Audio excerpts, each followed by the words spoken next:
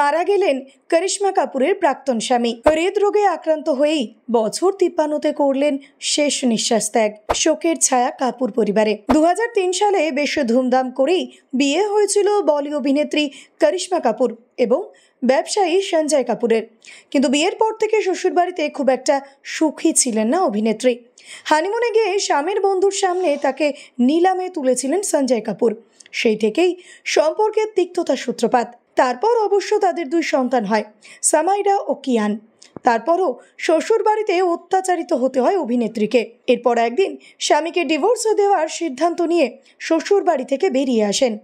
2014 সালে ডিভোর্সের পর খোরপোশ নেওয়ার পর প্রাক্তন স্বামীর সঙ্গে আর কোনো যোগাযোগ ছিল না করিশ্মার। সন্তানদের একাই মানুষ করেছিলেন অভিনেত্রী। এর মধ্যেই এলো দুঃসংবাদ। বৃহস্পতিবার দুপুরে এক ভয়াবহ দুর্ঘটনার খবরে শিউরে উঠেছিল গোটা দেশ। আহমেদাবাদ বিমান দুর্ঘটনার খবর নাড়িয়ে দেয় গোটা দেশকে।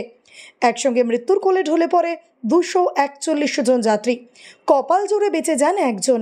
এখানেই শেষ নয়, রানওয়ে থেকে টেক অফ করার কয়েক সেকেন্ডের মধ্যেই নিকটবর্তী এক মেডিকেল কলেজের হোস্টেলের ওপর ভেঙে পড়ে এই বিমানটি, যার ফলে কোনো কারণ ছাড়াই মারা যান সেই সময় হোস্টেলে দুপুরে খাবার খেতে আসা বেশ কয়েকজন চিকিৎসক পড়ুয়া।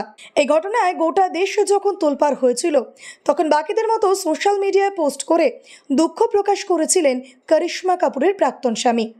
কিন্তু কে বলবে এটাই ছিল তার শেষ পোস্ট?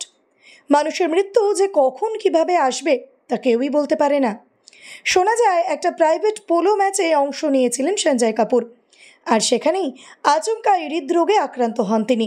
চটজলদি হাসপাতালে নিয়ে গেলেও কোনো লাভই হয়নি। অকালেই মাত্র 53 বছর বয়সেই মারা যান সঞ্জয় কাপুর।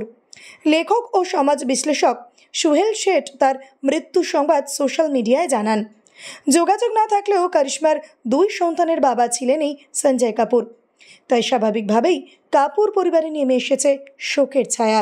ভিডিওটি ভালো লেগে থাকলে অবশ্যই লাইক, শেয়ার, সাবস্ক্রাইব করবেন আর কমেন্টে অবশ্যই জানাবেন আপনি কোথা থেকে দেখছেন।